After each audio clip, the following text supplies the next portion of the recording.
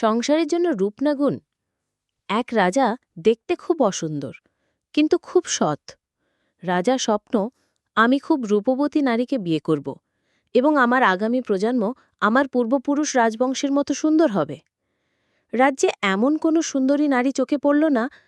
একদিন উজির বলল, জাহাপনা, শুনেছি বাইজিপাড়ায় সুপর্ণা নামে একটি নর্তকী আছে, দেখতে হুরের মতো সুন্দরী। আপনি যদি বলেন রাজপ্রাসাদে নিয়ে আসতে পারি। রাজা, না না, এখানে আনলে তাকে অসম্মান করা হবে। সে আগামী রাজমাতা। বরঞ্চ আমি বাইজিপাড়ায় গিয়ে দেখে আসব। রাজা ছদ্মবেশে বাইজিপাড়ায় গেলেন।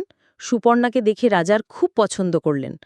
সর্দানিকে অনুরোধ করল, আমি সুপর্ণার সঙ্গে আলাদাভাবে সাক্ষাৎ করতে চাই।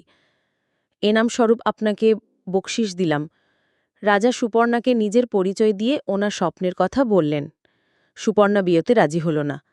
রাজা আরও বললেন, আপনার ওজনের সমান হীরা দিয়ে রাজপ্রাসাদের রানী করে আনব। আপনাকে এত ভালোবাসা দেব, পৃথিবী কেঁপে উঠবে। প্লিজ আমার প্রস্তাবে রাজি হন। সুপর্ণা, দেখুন, প্রতিটি নারীর স্বপ্ন সুদর্শন পুরুষ। তাছাড়া আমি হুরের মতো সুন্দরী। আপনার মতো হাজারো রাজা আমার পিছনে লাইন ধরে দাঁড়িয়ে আছে। রাজা মনক্ষুণ্ণ হয়ে মাথা নিচু করে বের হতেছিল, পিছন থেকে সুপর্ণা ডেকে বলল, আমার মাথায় একটা কথাই আসছে।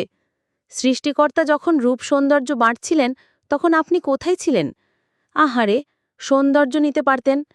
মুচকি হেসে রাজা বললেন, আপনি যখন রূপের আশায় বিশাল লাইনে দাঁড়িয়েছিলেন, তখন আমি কিসমত বা ভাগ্যের লাইনে দাঁড়িয়েছিলাম।